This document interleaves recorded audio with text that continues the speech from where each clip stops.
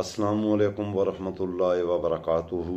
Rabbi इश्रह ली सदरी वयस्सिर ली अमरी वाहलुल उक़दतम मिन लिसानी यफ़क़हू क़ौली। आपका अपना डिजिटल प्लेटफॉर्म, आपका अपना चैनल, आपकी आवाज़, आपकी उमंगों का तर्जुमान। मैं हूँ आपका अपना इब्न सिकंदर ख़ान। सुकूत शाम पर बात करेंगे। बहुत ही ख़ास व्लॉग होगा।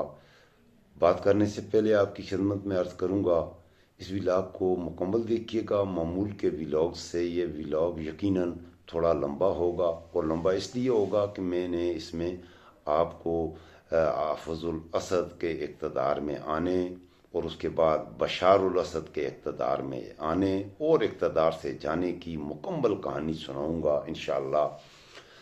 तो इस वजह से हो सकता है कि मामूल के व्लॉग से ये यकीनन थोड़ा लंबा होगा, लेकिन आपसे ये मेरी दरख्वास्त होगी कि बड़ा मालूमाती व्लॉग्स होगा।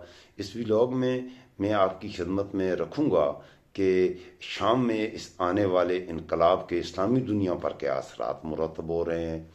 दुनिया के जो बड़े खिलाड़ी हैं वो किस नज़र से इसे देख रहे हैं, तो क्या ये भी आलमी जंग की जानब ही एक कदम तो नहीं है। तो ये सारी चीज़ें इस व्लॉग में रहेंगी इंशाअल्लाह, हमारा मौजू रहेंगी।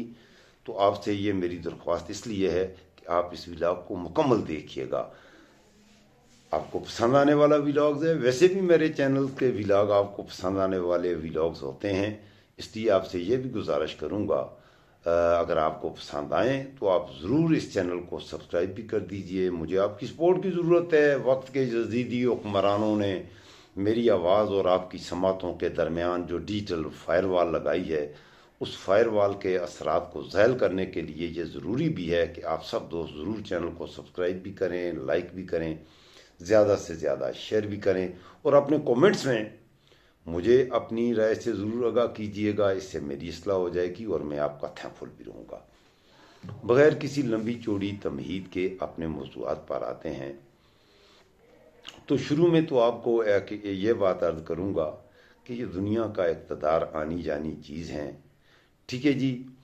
कुल्लु अलैहा फ़ान व यब्क़ा रब्बुका या ज़ुल जलाल वल इकराम फ़बिअय्यि आलाइ रब्बिकुमा तुकज़्ज़िबान। ये दुनिया की हर चीज़ फ़ानी है, रहने वाली ज़ात एक अल्लाह की है। इंसानी तारीख़ में बड़े बड़े फ़िरऔन आए, बड़े बड़े यज़ीद आए, इतने ताकतवर लोग भी इस दुनिया में आए जिन्होंने खुदाई का दावा किया, लेकिन जब आई मौज हादसा तो तिनके से बह गए, तिनकों की तरह बह गए। उनकी कोई हैसियत नहीं थी। तो मेरे दोस्तों, ये बात ध्यान में रखिएगा कि अगर ताकत किसी को दायमी ताकत है किसी की, तो वो अल्लाह ही की है। और हाकमियत आला, या जिसको आप सॉवरेनिटी कहते हैं, कोई सॉवरन नहीं है। सॉवरन सिर्फ अल्लाह ही है। बाकी हम सब ने क्या कहते हैं, आना है, और आने के बाद कुछ अरसे का क़याम है। एक मुसाफिर खाना है, हमने कुछ अरसे के लिए इस दुनिया में आना है। ये दुनिया एक मुसाफिर खाना है, और फिर लौट के जाना है। और लौट के जाना ही नहीं है, कुछ हिसाब किताब भी देना है। बात कर रहे थे, और इसकी जिंदा मिसाल बिल्कुल ताज़ा तरीन वो बशरुल असद है। मेरे दोस्तों, शाम के दारुल हुकूमत दमिश्क पर इतवार को अस्करियत पसंद बागी गिरोह हैयत तहरीर शाम समेत दीगर बागी ग्रुपों के कब्ज़े के बाद, जहां बशारुल असद के 24 साला दौर इक़्तिदार का खात्मा हुआ है, वहीं मुल्क में मुकीम अलवी फ़िरके की सिक्योरिटी के हवाले से ख़दशात में भी इजाफ़ा हुआ है।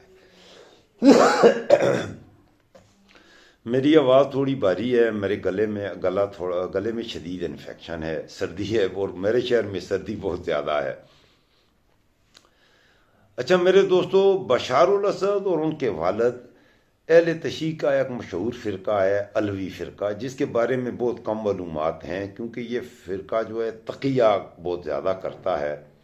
तो अलवी फ़िरके से इनका ताल्लुक़ था। और यूँ आप कह सकते हैं कि एक सुन्नी अक्सरियती मुल्क पर एक ऐसे फ़िरके के पैरकारों की तकरीबन 55 साल हुकूमत रही जिनके अकायद के बारे में बहुत कम मालूमात मौजूद हैं। ये आपको बताता चलूँ कि शाम में अक्सरियत सुन्नी फ़िरके की है, लेकिन यहाँ पर अहले तशी का ये फ़िरका अलवी फ़िरका है जो तवील अरसे से आलमोस्ट आधी सदी से भी ज़्यादा अरसे तक बरसरे इक़्तिदार रहा है। सनीचर की शाम सदर बशार उल असद की अलवी अक़लियती बरादरी से ताल्लुक़ रखने वाले अफराद ने बागियों की जानब से अहम तरीन शहर हमास पर कब्ज़े के बाद बड़ी तादाद में वहाँ पर मौजूद अलवी फ़िरका के लोगों को अपने शहर को छोड़ना पड़ा और इसके मनाज़र मीडिया में भी देखे गए और सोशल मीडिया पर इस दौरान शेयर की जाने वाली जो वीडियोस थीं उनमें शहर से बाहर निकलने के मनाज़र थे, गाड़ियों की लंबी लंबी कतारें थीं जो कि मीडिया पर भी दिखाई गईं और पूरी दुनिया ने देखा। अंदाज़ों के मुताबिक शाम में अलवी फ़िरके से ताल्लुक़ रखने वालों की तादाद ज़्यादा से ज़्यादा 10% है, तकरीबन 10% के करीब ये अलवी फ़िरका है, इनकी वहाँ पर तादाद है। ताहम ये 10% इतनी थोड़ी तादाद होने के बावजूद ये अलवी फ़िरका जो है 50 साल से एक सुन्नी अक्सरियती मुल्क पर हुकूमत करता रहा है और बड़े ढंके की चोर पर बड़े ज़ोर और शोर से एक ऐसी हुकूमत थी, उसके बारे में मैं आगे आपको तफसील से बताऊंगा। सन 1970 में एक फौजी बगावत हुई और जिसकी सरबराही उस फौजी बगावत की उस वक्त के शाम के वज़ीर दिफा थे, डिफेंस मिनिस्टर था बशार उल असद का वालिद हाफिज़ उल असद। तो ये हाफिज़ उल असद उसकी सरबराही कर रहा था और इस बगावत के नतीजे में अलवियों ने शाम के अहम इदारों और सिक्योरिटी के महकमों में अपनी इजारादारी कायम कर ली। हाफिज़ उल असद को अलवी फ़िरके से निस्बत के बायस उनके शाम में दीगरी अक़लियती ग्रोह के साथ बेहतर ताल्लुकात नहीं थे। उसने वो ताल्लुकात बेहतर किए, लोगों को यकीन दिलाया, अपने आप को अच्छा मुसलमान ज़ाहिर किया और अहले सुन्ना जो थे, जो सुन्नी मुसलमान थे, वहाँ के लोगों पर में भी उसने अपनी जड़ें मजबूत की शुरू में इक़्तिदार में अपनी जड़ें मजबूत करने के लिए। और उसमें उसने ये वादे भी किए कि यहाँ पर सुन्नियों को ज़्यादा से ज़्यादा हकूक़ होंगे और सुन्नियों के हवाले से उसने इस तरह की कहा कि सुन्नियों के जो मुख्तलिफ तबक़ात हैं, जो बरादरियाँ हैं, वो एक दूसरे के साथ शायद उनको आपस में उसने ये जाहिर किया कि वो आपस में एक दूसरे के साथ जो हैं उनके रवाबत सही नहीं है, उन्हें एक दूसरे से ख़तरा है। और ये अलवी ख़ानदान जो है ये, और ख़ुद को कहा जी कि मैं तो सुन्नी हूँ, ये इसने ख़ुद को सुन्नी कहा। बाद में मैं अभी बशर उल असद की बात करूँगा तो इसने तो एक सुन्नी लड़की से शादी भी इसने एक सुन्नी लड़की से की, नाम की सुन्नी थी, इंग्लैंड में वो लड़की थी, आसमा उल असद या ऐसा उसका नाम था। उसकी शादी का भी मैं तज़किरा करूँगा। तो मेरे दोस्तों, मशरिक़ वस्ता में अलवियों को दीगर मुसलमानों की जानब से बहुत ज़्यादा लिबरल या सेकुलर समझा जाता है। अहले तशी के जो ग्रोह हैं उनमें अलवियों को, मैं आपकी खिदमत में यह अलवी फ़िरका जो है इसको दीगर मुसलमान जो फ़िरके हैं वो इनको थोड़ा लिबरल ख्याल करते हैं और इनको थोड़ा सेकुलर भी आप कह सकें तो ख्याल किया जाता है। और इस फ़िरके के अकायद पर दीगर फ़िरकों की जानब से यह बात भी है कि शदीद तनकीद भी की जाती है इनको इंतहाई दर्जे, क्योंकि इस फ़िरके में कुछ ऐसे एलिमेंट भी हैं, उनका भी मैं आगे तज़किरा करूँगा, जो इन्हें इस्लाम से भी किसी हद तक मेरे ख्याल में खारिज कर देते हैं। देखें, मशरिक़ वस्ता में अलवियों के दीगर मुसलमानों की जानब से बहुत ज़्यादा लिबरल और सेकुलर समझे जाने की वजह भी यही ख़ानदान है। इन्होंने लोगों में यही एक्सपोज किया, अपने आप को इस अंदाज में एक्सपोज किया कि शायद ये थोड़े लिबरल टाइप के मुस्लिम हैं। मुसलमान तो मुसलमान होता है, लेकिन इन्होंने ज़ाहिर ये किया कि बाकी मुसलमानों पर यह होता है, इल्ज़ाम लगता है कि ये फंडामेंटलिस्ट हैं या ये एक्सट्रीमिस्ट हैं। तो ज़ाहिर है एक मुसलमान है वो फंडामेंटलिस्ट होगा, फंडामेंटलिस्ट हुए बगैर तो कोई मुसलमान रह ही नहीं सकता। भाई आप इस्लाम के जो फंडामेंटल्स हैं, अगर उन पे आपका अकीदा नहीं है, उन पे आप यकीन नहीं रखते, तो फिर आप कैसे मुसलमान रह सकते हैं। और ये मुसलमानों पर ये जो इल्ज़ाम लगता है ये इंतहाई बेहुदा और घटिया इल्ज़ाम है। भाई कोई अगर क्रिश्चियन है तो वो क्रिश्चियन अब तक नहीं क्रिश्चियन होगा जब तक वो जो फंडामेंटल रूल्स हैं, जो फंडामेंटल बिलीफ्स हैं क्रिश्चियनिटीज के, उन पर एक आदमी यकीन नहीं रखेगा तो वो क्रिश्चियन नहीं होगा। इसी तरह से एक जू है तो वो कैसा जू है कि जो जुदाइज्म के जो फंडामेंटल जो उनकी एजुकेशन हैं, टीचिंग्स हैं, जो उनकी फंडामेंटल टीचिंग्स हैं, तालीमात हैं, उनको अगर वो नहीं लेके चलेगा तो वो जू तो नहीं होगा। जुदाइज्म में अगर आप है कोई भी तो वो जू उसी लिए वो। इसी तरह से इस्लाम जो है, एक मुसलमान जो इस्लाम के फंडामेंटल रूल्स हैं उनको फॉलो नहीं करेगा तो वो तो मुसलमान ही होगा नहीं होगा। इसलिए फंडामेंटल होना जो कि मुसलमानों के हवाले से एक आप कह लें कि उनकी बुराई के तौर पर, तो ऐसा नहीं है। फंडामेंटल होना एक मुसलमान के लिए फ़ख्र की बात है कि वो इस्लाम के जो बुनियादी अकायद हैं उनके साथ खड़ा है। ज़रा तारीख पर नज़र दौड़ाते हैं तो तारीख पर अगर आप नज़र दौड़ाएंगे तो अलवी फ़िरका जो है, इस फ़िरके ने शाम में कई बरसों के मज़ालम और बिल्कुल सलीबी जंगों की तरह से, सलीबी जंगों में, और बल्कि सलीबी जंगों से ही यह कहानी शुरू हुई है। सलीबी जंगों में नुकसान सहने के बाद शाम की इस्टेब्लिशमेंट में इस फ़िरके ने जगह बनाई थी। सलीबी जंगों में इनका बड़ा अहम किरदार था। अलवी फ़िरके के बारे में दुनिया में बहुत ही कम आगाही पाई जाती है। पाकिस्तान में यह फ़िरका भी थोड़ी तादाद में मौजूद है, लेकिन बहुत ही अलवी फ़िरका थोड़ी तादाद में पाकिस्तान में पाया जाता है। यहाँ पर जाफरी और दूसरे नकवी वो फ़िरके ज़्यादा पाए जाते हैं। दिलचस्प बात यह है मेरे दोस्तों कि इस फ़िरके में क्रिसमस का त्यौहार भी मनाया जाता है और क्रिसमस को मनाने को सवाब दारैन हासिल किया जाता है। और सीरिया में यह फ़िरका हमेशा अलवी ख़ानदान क्रिसमस का त्यौहार भी मनाता था। और ज़रतुश्त का जो मज़हब है, ये ज़रतुशी मज़हब की जो ईदें हैं या त्यौहार हैं, नए साल की आमद पर इनकी कुछ ईद वगैरह होते हैं ज़रतुश्त की तालीमात में, तो ये ज़रतुश्त फ़िरके को भी ये फ़िरका फॉलो करता है और उनकी भी ईदें, उनके त्यौहार और कुछ रसूमात हैं जिनको ये फ़िरका, ये अलवी फ़िरका जो है वो अपनाए हुए है। जब शाम में फ्रांसीसियों का कॉलोनियल पीरियड के दौरान हुकूमत थी तो फ्रांसीसी आबादकारों की जानब से शामी अलवियों को एक अलहदा मज़हब देने की कोशिश की गई थी, लेकिन अलवी रहनुमाओं की जानब से इसकी मुखालफत की गई थी।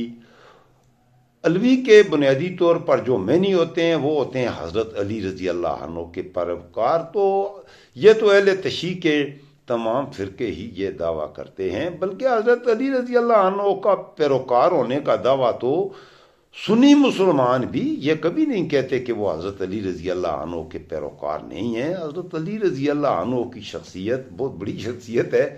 तो इस्लाम की तारीख से आप हज़रत अली रज़ी अल्लाह अन्हु के किरदार को निकाल तो नहीं सकते, लेकिन यहाँ पर मैं ज़रा आगे में चलूँगा, आपको समझ आएगी बात की। इसके मैनी इन्होंने इस अलवी फ़िरके के जो मानी अलवी नाम है, इस अलवी के मैनी हैं कि ये हज़रत अली रज़ी अल्लाह अन्हु के पैरोकार हैं, जबकि हकीकतन ये नारे की याद तक है। हकीकतन अलवी फ़िरका हज़रत अली रज़ी अल्लाह अन्हु के पैरोकार आप इन्हें नहीं कह सकते। शिया फ़िरके में अलवियों के शिया फ़िरके में पैगम्बर इस्लाम हज़रत मोहम्मद सल्लल्लाहु अलैहि वसल्लम के जो दामाद हैं और कज़न भी हैं हज़रत अली रज़ी अल्लाह अन्हु, हज़रत अली रज़ी अल्लाह अन्हु की इस फ़िरके में बहुत ज़्यादा तज़ीम की जाती है। इनकी दीनी तालीमात में यह बात है। और अलवी फ़िरके की तरह यह अकीदा भी मौजूद है कि पैगम्बर इस्लाम के बाद उन्हें ही पहला इमाम होना चाहिए था। मतलब है इनके अकीदे में यहाँ पर जो हुआ, हज़रत अली रज़ी अल्लाह अन्हु को इनका ख्याल ये है कि नबी सल्लल्लाहु अलैहि वसल्लम के बाद इस्लामी दुनिया की अमारत या खलीफा आप कह लें या जो कुछ इमाम, तो वो वैसे भी कहते हैं वही थे, तो उनको होना चाहिए था।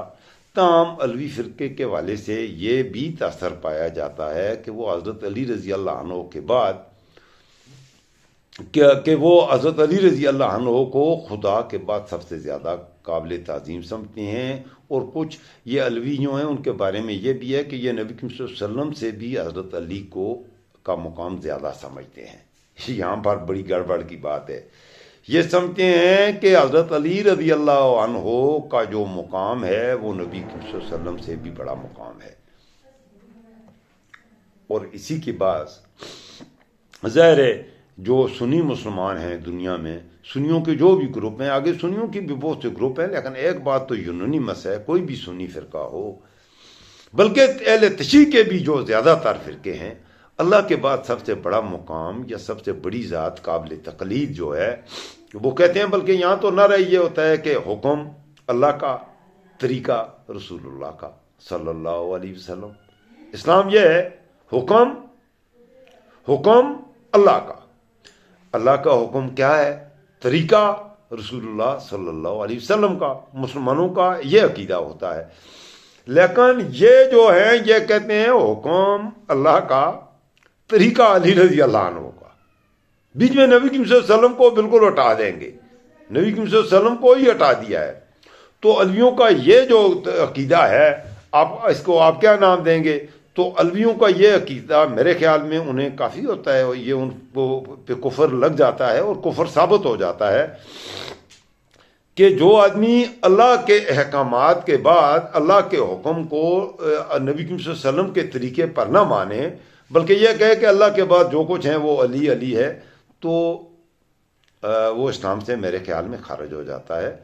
अल्लाह के बाद ठीक है, ये आप कर सकते हैं, उसमें गुंजाइश है, इससे कुफर नहीं लगेगा मेरे ख्याल में। ये मेरी राय है, मैं इतना बड़ा स्कॉलर नहीं हूँ, लेकिन दीनी वाले से थोड़ा बहुत मेरा मुताला होता है। हुक्म तो अल्लाह का ही है, ये तो यूनानिमस, इसमें तो कोई है ही नहीं है, बात ही नहीं है। तरीका रसूलुल्लाह सल्लल्लाहु अलैहि वसल्लम का है, इसमें कोई इख्तिलाफ नहीं है।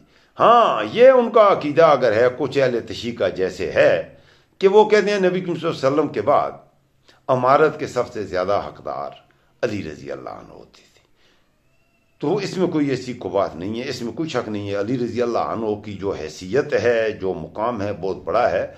तो उनका ये नज़रिया है। बहरहाल वो नबी करीम सल्लल्लाहु अलैहि वसल्लम के बाद खलीफा बने नहीं, इमाम थे अबू बकर रज़ी अल्लाह अन्हु, फिर उमर रज़ी अल्लाह अन्हु, फिर उस्मान रज़ी अल्लाह अन्हु, फिर उसके बाद अली रज़ी अल्लाह अन्हु। तो सुन्नी फ़िरका में वो नंबरों की रैंकिंग में पढ़ते हैं कि इसका पहला, दूसरा, तीसरा नंबर, भाई सबके नंबर ऊपर ही हैं। बल्कि मैं तो कहता हूँ इस रैंकिंग में पढ़ना नहीं चाहिए। नबी करीम सल्लल्लाहु अलैहि वसल्लम के बाद अगर अबू बकर रज़ी अल्लाह अन्हु खलीफा बने हैं, तो अबू बकर रज़ी अल्लाह अन्हु भी कोई मामूली हस्ती नहीं थे, बहुत बड़ी हस्ती थे। उमर रज़ी अल्लाह अन्हु भी बहुत बड़ी हस्ती हैं, उस्मान रज़ी अल्लाह अन्हु भी। उनके आपस में क्या बातें हैं मत इनमें हमें नहीं पढ़ना चाहिए, आम मुसलमान को इन बातों में पढ़ना ही नहीं चाहिए। वो सभी पहले नंबर के हैं। ये मत को कव्वाली गाएं कि अजीज़ मियाँ ने फरमाया है दमादम मस्त कलंदर अली दा पहला नंबर। भाई अली का ही पहला नंबर है, चले तो इसमें कोई शक नहीं है। हम भी कहते हैं चलें अली का रज़ी अल्लाह अन्हु का पहला नंबर है, लेकिन अबू बकर रज़ी अल्लाह अन्हु का फिर क्या नंबर है, उमर रज़ी अल्लाह अन्हु का क्या नंबर है, जरा उनको भी न, बल्कि इन सबको छोड़ दें।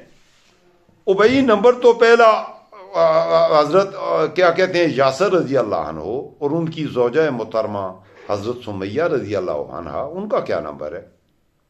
नंबर तो हजरत सुमैया का पहला है। इस्लाम के लिए सबसे पहले गर्दन कटाने वाली एक खातून, मैं तो कहता हूं उनका भी पहला ही नंबर है। क्या उनका पहला नंबर नहीं है?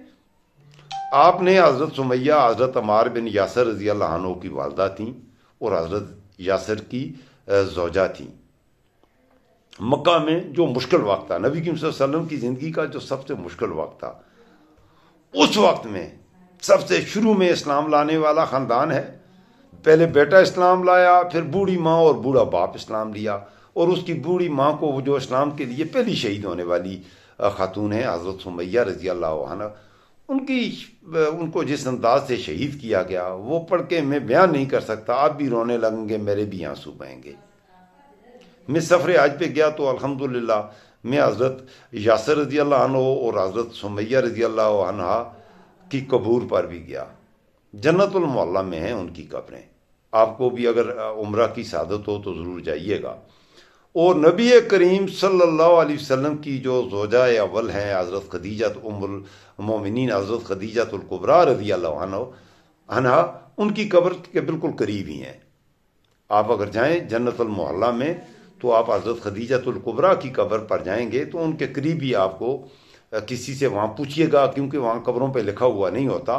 तो अगर मुझे एक अच्छा अरबी दोस्त, मैंने तो वहाँ पर हज़रत तलहा और हज़रत ज़ुबैर रज़ियल्लाहु अन्हु की भी कबूर, जो भी सहाबा कराम की कब्रें हैं, तो उनके बारे में तहकीक करने की कोशिश की। इस वक्त मेरा ये मौजू नहीं है।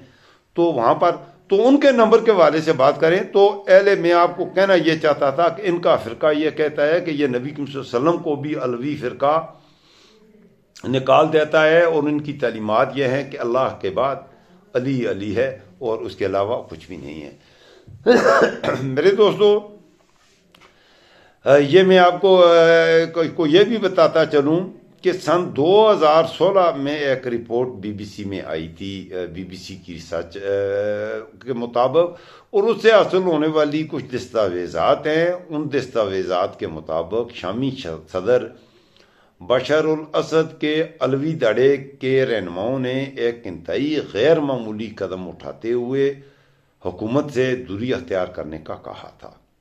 वो ये समझ गए थे, इसके करीबी लोग 2016 में ही, कि हमारी इस मुल्क में भाई 10% अक्सरियत है, तो बेहतर यही है, हमने जितना कमाना था दौलत दुनिया की हमने कमा ली, तो बेहतर यही है कि अब हम इख्तदार छोड़ दें और इख्तदार से दूरी अख्तियार कर लें। लेकिन जो फ़िरौन होता है उससे यकीन ये होता है कि मेरी फ़िरौनियत जारी रहेगी, मेरी फ़िरौनियत कभी ख़त्म नहीं होगी। जो नमरूद होते हैं, नमरूदों को यह यकीन होता है, जो शदाद होते हैं, देखें, उन्हें यह यकीन होता है, जो यजीद होते हैं उन यजीदियों को यह यकीन होता है कि मेरा इख्तदार तो भाई दायमी है। लेकिन इख्तदार थोड़ी अरसे का होता है, वो आता है उसी तरह से पता ही नहीं चलता, चला जाता है।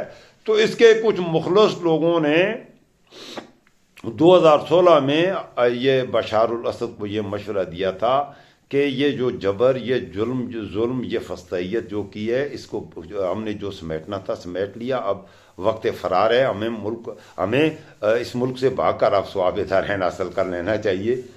तो बहरहाल इसी तरह के मशवरे अगर आप पाकिस्तान की सियासत के करें तो पाकिस्तान की सियासत में भी इसी तरह के मशवरे आजकल हैं। जरदारी साहब हो या शरीफ ख़ानदान, कि आपने मुल्क जितना लूट लिया सो लूट लिया, अब बुरा वक्त आने को है, तो बेहतर यही है जो कुछ लूट लिया उसे समेटो और यहाँ से आप भाग जाओ।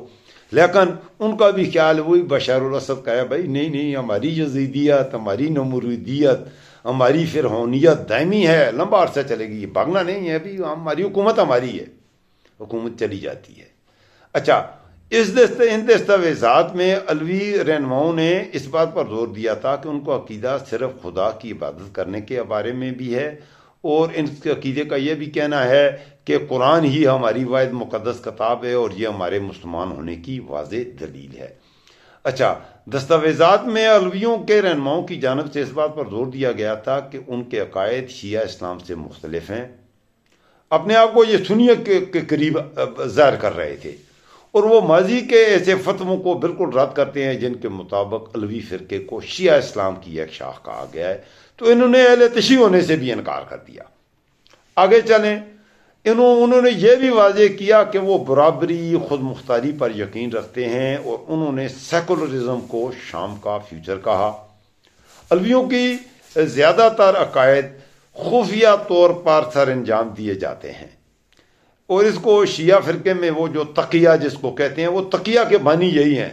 ये कहते हैं कि अपने अकायद को छुपाया जाए और दूसरों पर अपने अकायद ज़ाहिर न किए जाएं, और इस तकिया का जो है, इस अकीदे के तहत किसी भी शख्स के लिए अपने आप को महफूज रखने के लिए अपना अकीदे को छुपाया जाता है, ताकि इनके अकीदे के बारे में जाने को अगर दूसरे जानेंगे तो इनके अकायद ऐसे हैं, ज़ाहिर है वहाँ पर तो फिर ज़िंदगी मौत का मसला बनता है, इस्लाम और कुफर की जंग शुरू हो जाती है।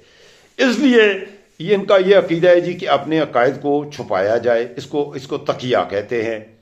शाम में अलवी बरादरी मुल्क के मगरबी हिस्से में, जिसे मैं अभी आपको दिखाऊंगा नक्शे में भी, बहरा रूम के साथ सैली जो पट्टी है वहाँ पर इनकी ज़्यादा आबादी है, और कुछ आबादी इनके तुर्की के साथ साथ की सरहदों में भी मौजूद है। और तुर्की के भी एक दो सूबे ऐसे हैं जहां पर बहुत ही थोड़ी तादाद में ये अलवी फिरके के लोग पाए जाते हैं। पाकिस्तान में भी कुछ पाए जाते हैं। सन 2011 में जब मशरक़ वस्ता में मेरे दोस्तों दीगर बहुत से मुल्कों में एक इनकलाब आ रहा था और सरबराहान को बरतरफ किया जा रहा था, तो शाम के सदर बशार अल असद के खिलाफ भी एक बगावत हुई थी। ताहम ये बगावत कुचल दी गई, नाकाम हुई। और इस बगावत में काफ़ी बड़ी तादाद में सुन्नियों को, उनकी तादाद का कोई पता नहीं है। आखिर में मैं आपको बताऊंगा तादाद का भी, बल्कि अभी मैं बताता हूं कि तकरीबन इंसानी तारीख की सबसे बड़ी कत्लो गारत गरी हुई है शाम में। 30 लाख। जी दोस्तों, ये सन 2011 से लेकर 2024 तक गुज़श्ता 12-13 सालों में 30 लाख मुसलमानों को वहां पर, सुन्नी लोगों को, उनमें ज्यादा थे, उनको शहीद किया गया।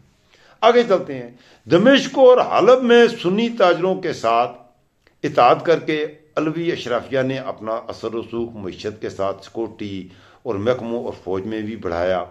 सख्तगीर असद नवाज शहीबा मलेशिया में बड़ी तादाद में अलवी फिरके को शामिल किया गया जो उसके करीबी वफादार थे, और उनको इस्तेमाल किया गया सुन्नी मुसलमानों को कुचलने के लिए, सुन्नी मुसलमानों को कत्ल करने के लिए।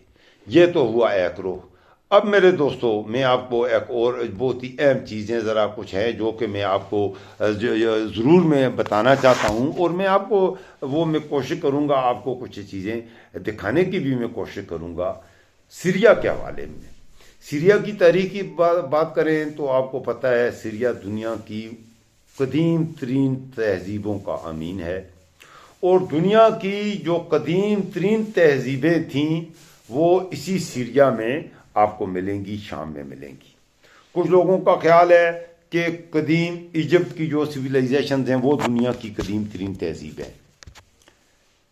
कुछ लोगों का यह ख्याल है जो कि दुरुस्त नहीं है। कदीम इजिप्ट की जो सिविलाइजेशन है वो दुनिया की कदीम तरीन सिविलाइजेशन नहीं है, बल्कि वो तो ऑलमोस्ट पैरेलल है जो ओल्ड इंडियन सिविलाइजेशन है। दुनिया के अब तक जो कदीम तरीन तहजीबों के आसार मिले हैं वो कदीम शाम और इराक की तहजीबें हैं। बाइबल उसके उन्हें आप बाइबलियन सिविलाइजेशन कहते हैं। और जो ये कदीम इराक की बाइबलियन सिविलाइजेशन थी उस वक्त सीरिया नहीं था, दमिश्क जो था वो उसका एक मरकजी शहर था। बल्कि आज दुनिया में जो शहर आबाद शहर हैं उनमें कदीम तरीन आबाद शहर जो है वो दमिश्क ही है।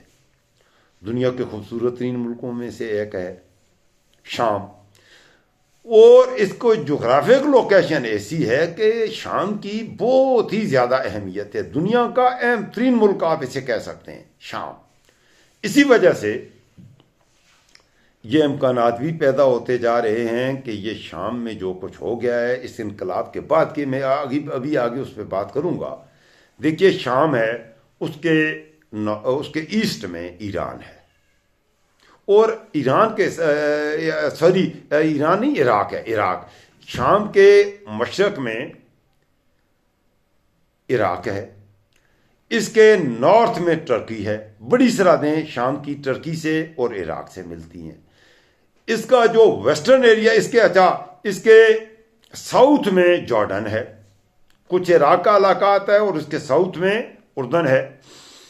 इसके वेस्ट में जो है एक तरफ लेबनान है, लेबनान के साथ भी इसकी सरहदें मिल रही हैं।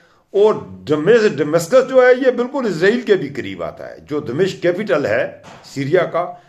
तो इसके वेस्ट में अगर जाएं तो मेडिटेरेनियन सी आ जाता है, बहिरा रूम आ जाता है, और वो बहिरा रूम का वो इलाका आता है जो नए स्विस कैनल के भी करीब है। और अगर इसके वेस्ट में जाएं तो तकरीबन 200 से 300 किलोमीटर के डिस्टेंस पर साइप्रस है। साइप्रस दो हिस्सों में डिवाइड है, एक हिस्सा इसका टर्किया में है, तुर्की का है, और एक हिस्से पर यूनानियों का कब्जा है। तो साइप्रस जो है कब्रस जैसे आप उर्दू में शायद कहते हैं, तो कब्रस जो है वो भी इसके सीरिया के बिल्कुल ही उसके वेस्ट की तरफ उसके करीब है। यह है इसकी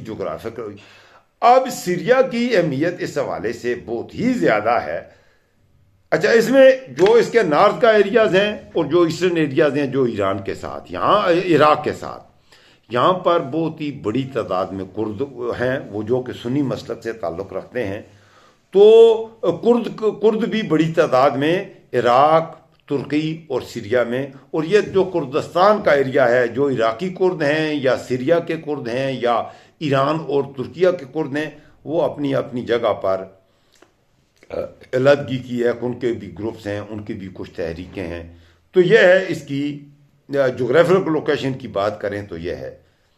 सीरिया के नबी अकीम सल्लल्लाहु अलैहि वसल्लम ने भी 2 सफ़र किए थे। तो कदीम ज़माने से ही,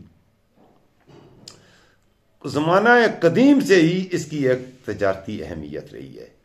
यह एक मरकज़ रहा है और तमाम अरब ममालिक अगर वो एशिया की तरफ आके तजारत करें या यूरोप की तरफ जाएंगे तो सीरिया से उन्हें गुजर के जाना, अगर सऊदी अरब से, जॉर्डन से, इसराइल से, इजिप्ट से, जहाँ से भी आपने अगर टर्किया जाना है तो आपको गुजर के जाना पड़ेगा सीरिया से।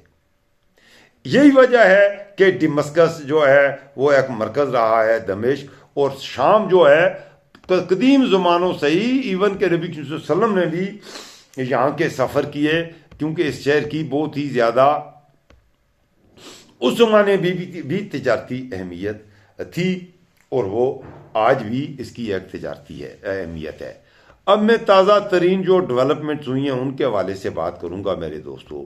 तो सबसे पहले तो मैं आपकी खिदमत में यह रखूँगा कि मौजूदा सदर बशर अल असद, उनके हवाले से ताज़ा तरीन जो अपडेट्स हैं वो मैं आपकी खिदमत में रख देता हूँ। और गुज़श्ता 10 दिनों में जो ये इनकलाब आया है, इस इनकलाब की तमाम चीज़ें आपकी खिदमत में रखूँगा। तो मेरे दोस्तों, जो ये बशर अल असद है, इसकी ज़िंदगी में बहुत से अहम लम्हात हैं, लेकिन शायद सबसे ज़्यादा मुतासर कुन लम्हा वो कार हादसा था जो इस मुकाम से हज़ारों किलोमीटर दूर पेश आया था जहाँ वो रह रहे थे।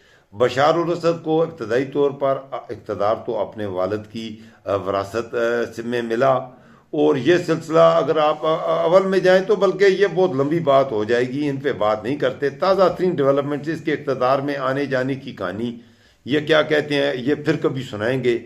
सबसे अहम डेवलपमेंट जो इस वक्त है, अमेरिका भी इस जंग में किसी हद तक मुदाखलत कर रहा है और इस जंग में शरीक होने जा रहा है। जो बाइडन ने मेरे दोस्तों ये बयान दिया है कि अमेरिका नाम व नेहाद दौलत इस्लामिया को शाम की सूरत हाल का फैसला का फ़ायदा उठाने नहीं देगा। यह है बयान अमेरिका के सदर जो बाइडन का। मैं आपको दोबारा सुनवा देता हूँ, ये जुमला ज़रा गौर से सुन लीजिए। इसका मतलब है अमेरिका का आप अंदाज़ा लगा लीजिए। अमेरिका नाम व नेहाद दौलत इस्लामिया को शाम की सूरत हाल का फ़ायदा नहीं उठाने देगा, और ये अमेरिका के सदर जो बाइडन का कहना है। और उनका कहना है कि अमेरिका के शाम से मुताल्लिक़ पॉलिसी की वजह से मशरिक़ वस्ता में ताकत का तवाज़न बदला है। रोजवेल्ट रूम में से खिताब करते हुए उनका कहना था कि 3 जेती पॉलिसी का अहाता किया, जिसमें एहतियातियों के लिए इमदाद, पाबंदी और सफारतकारी और फौजी कुव्वत का इस्तेमाल वगैरह शामिल हैं। फौजी कुव्वत से उनकी मुराद शाम में मौजूद अमरीकी फ़ौज है। बाइडन का यह भी कहना है कि यह बात वाज़ेह है कि नाम व नेहाद दौलत इस्लामिया बशर अल असद की हुकूमत के जाने के बाद पैदा होने वाले खिला का फ़ायदा उठाने की कोशिश करेगी, और उसका कहना था कि हम ऐसा नहीं होने देंगे। यह है। दूसरी तरफ रात को ये खबरें भी चली कि बशर अल असद के त्यारे ने दमिश्क से यू टर्न लिया और ऐसे हुआ ऐसे। फिर यह खबरें भी चली कि बशर अल असद के त्यारे को हिट कर दिया गया और वो उनको हलाक कर दिया गया है। अब ताज़ा तरीन ये सब बारे से कुछ नहीं है, अलबत्ता रशिया की जानब से जो बयान आया है, जो कि बशर अल असद का करीबी दोस्त था,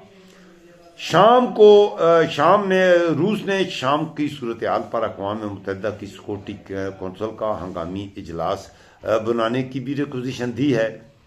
अक़वाम मुत्तहिदा में रूस के मुस्तकिल जो नुमाइंदे हैं पोलियांस्की, उन्होंने टेलीग्राम पे लिखा है कि उन्हें उम्मीद है कि सोमवार के रोज़ सिक्योरिटी कौंसिल का हंगामी इजलास बुला लिया जाएगा।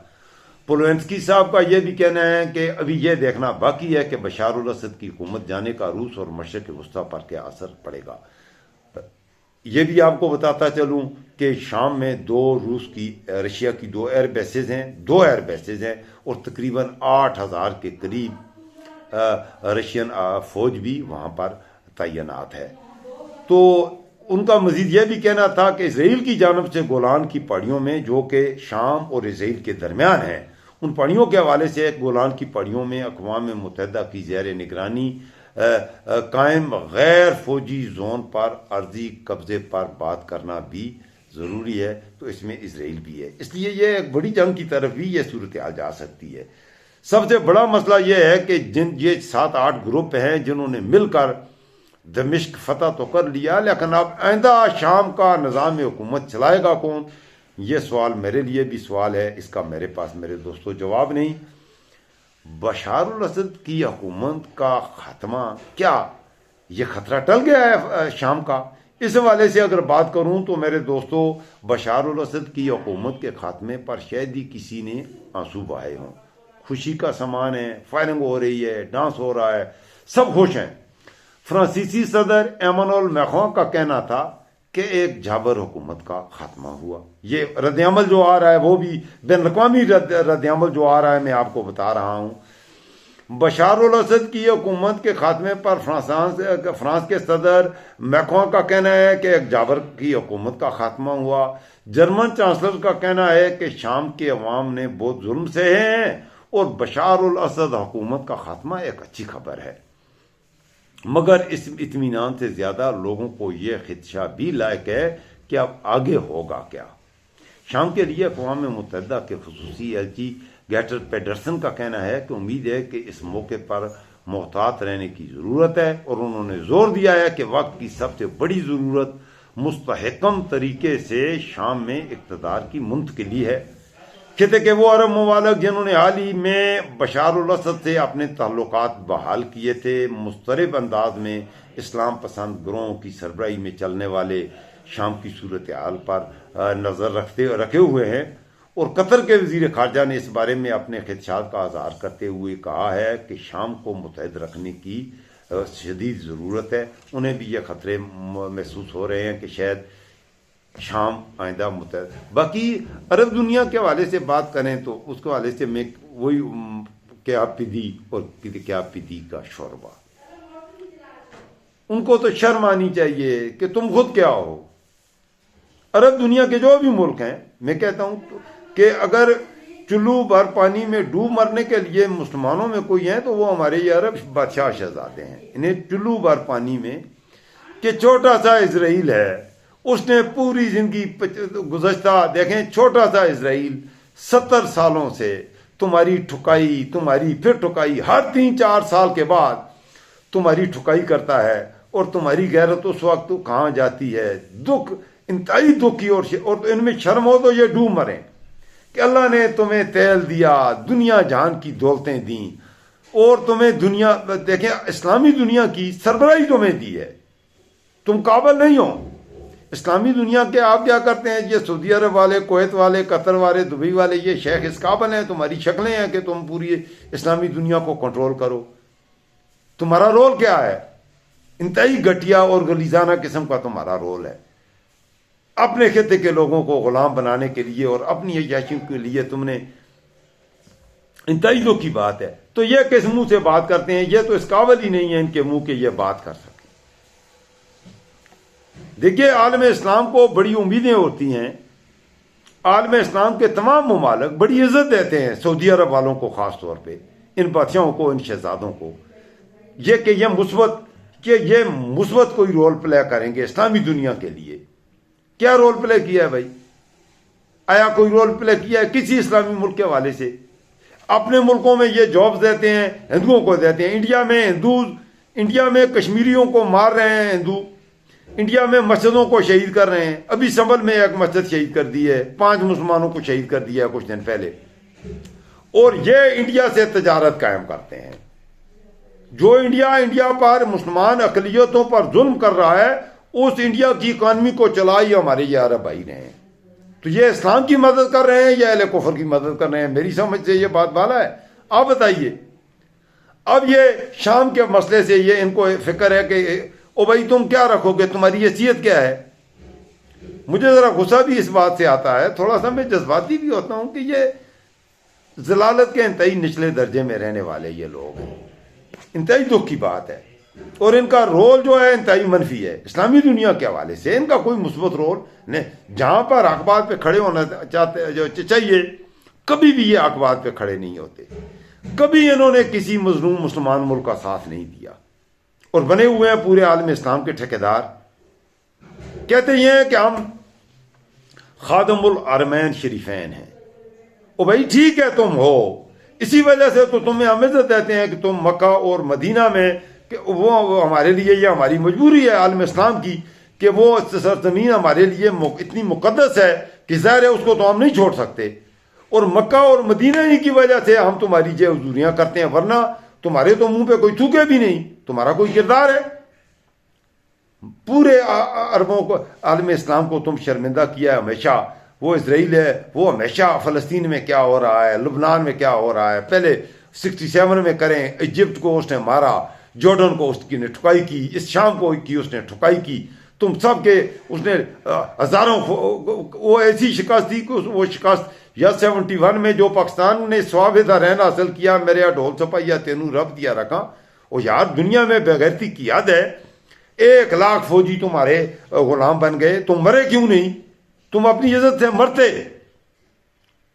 शहीद हो जाते, लेकिन 1 लाख लोगों ने हथियार डाल के, और इंडियन फौजी वो आज भी क्लिप चल रहे हैं, और वो इंडिया वाले हमें दिखा के उन्हें उनको हमारे पास कोई जवाब नहीं है, हमें इतना शर्मिंदा किया है। वो मेरे ढोल छपाइया थे उन्होंने रब दिया रखा। और दूसरा 67 की वो जो जंग थी, इस्लामी दुनिया के 3 ताकतवर 3 मुल्क, और उनको सारे अरबों की हमायत भी हासिल है।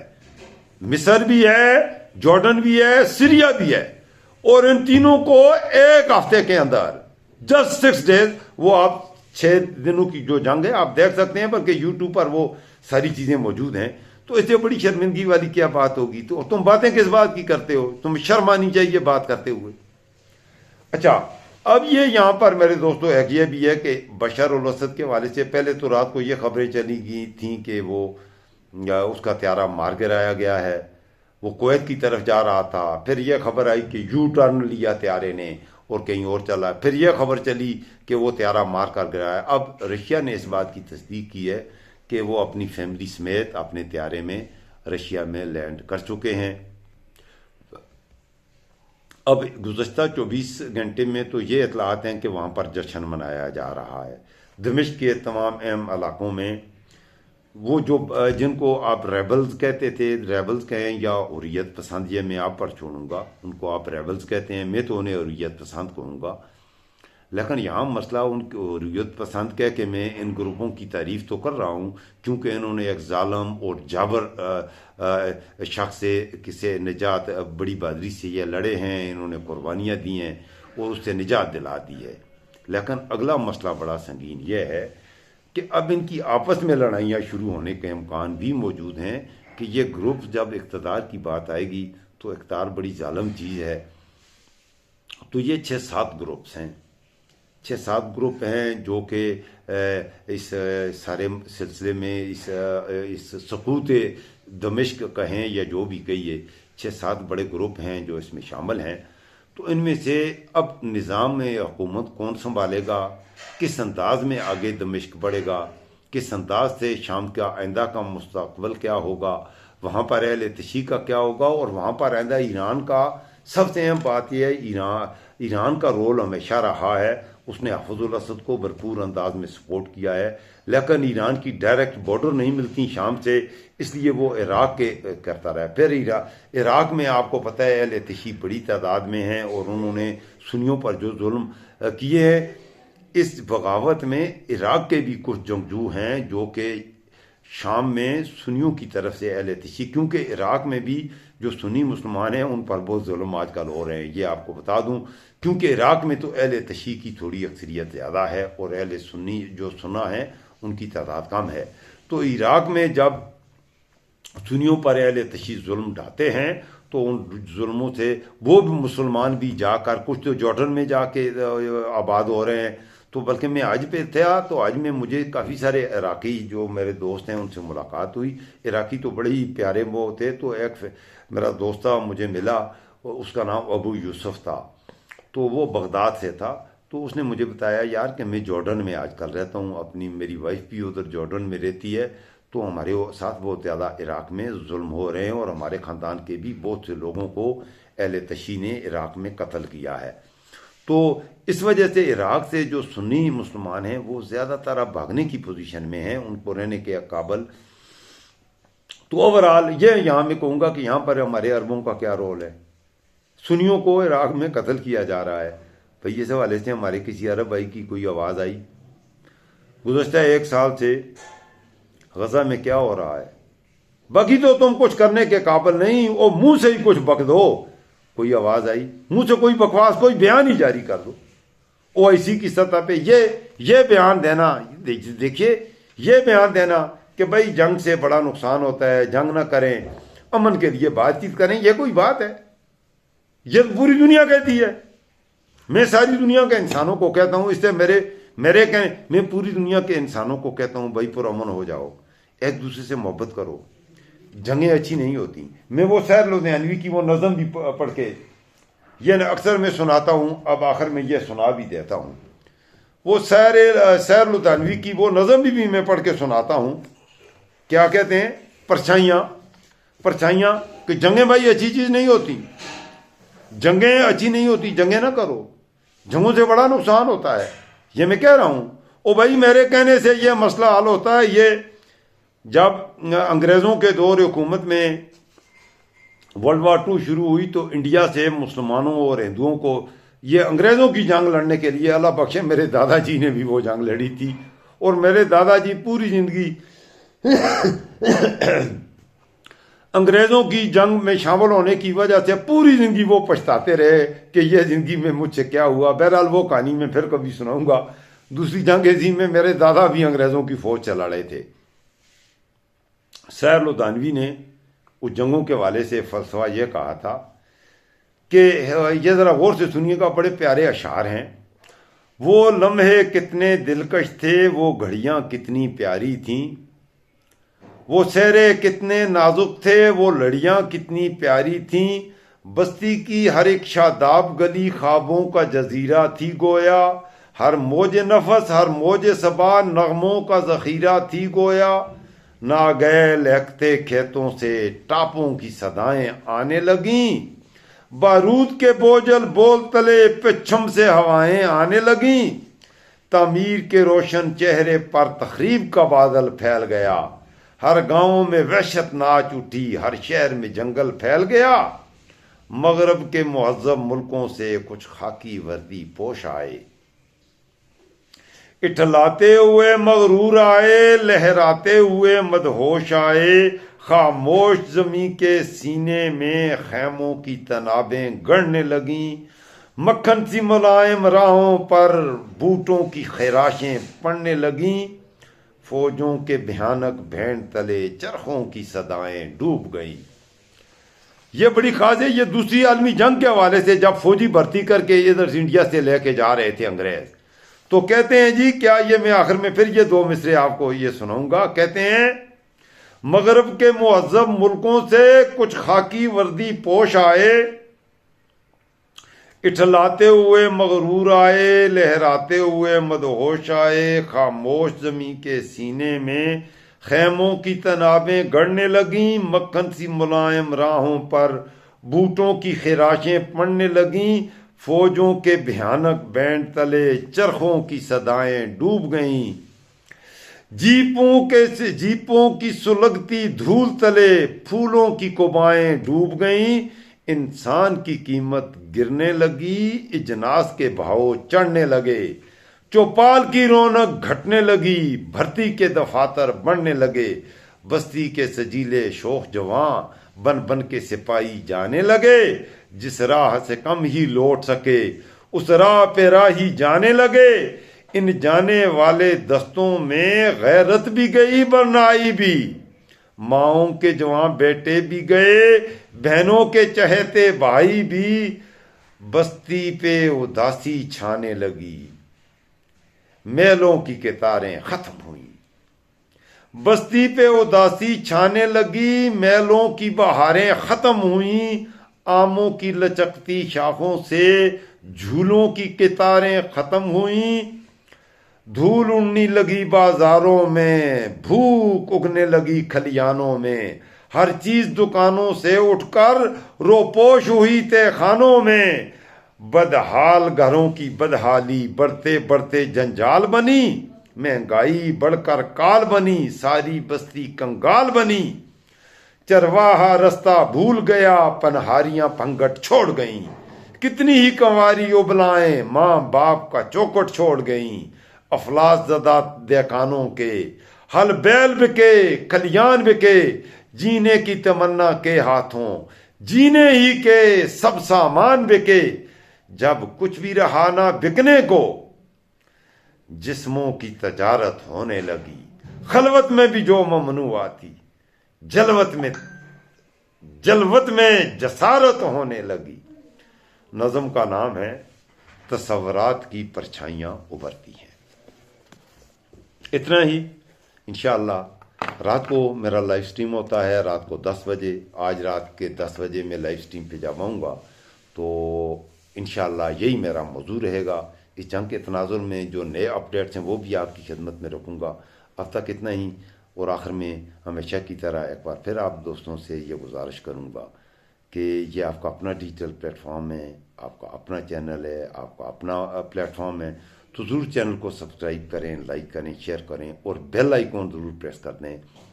आप मेरे आने वाले लाइव स्ट्रीम और मेरे आने वाले वीलॉग के नोटिफिकेशन मौसूल करते रहेंगे। इंशाल्लाह लाइव स्ट्रीम पे रात को 10 बजे मुलाकात होगी। मत भूलिएगा इब्ने सिकंदर खान के हम सफ़र बनना। आज रात 10 बजे इब्ने सिकंदर खान लाइव स्ट्रीम पर। अपना रखिएगा ख़ास ख्याल, मुझे रखिएगा दुआ में याद। अल्लाह हाफिज़।